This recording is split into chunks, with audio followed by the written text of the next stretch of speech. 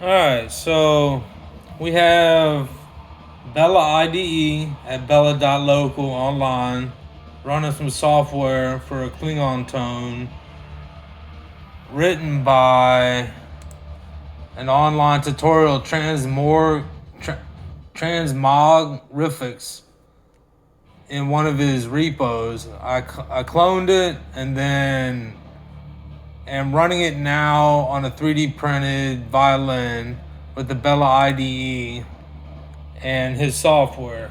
Please do not laugh at the sound yet.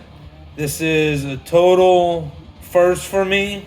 I've never printed a 3D violin, nor am I good at the violin, but I am learning slowly, so here goes nothing.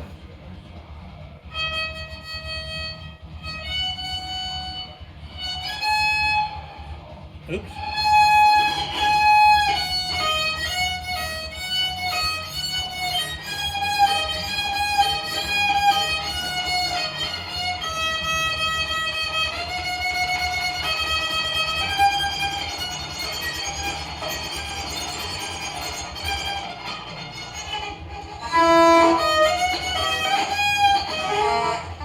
Alright, so that is my rendition of I Am Terrible today.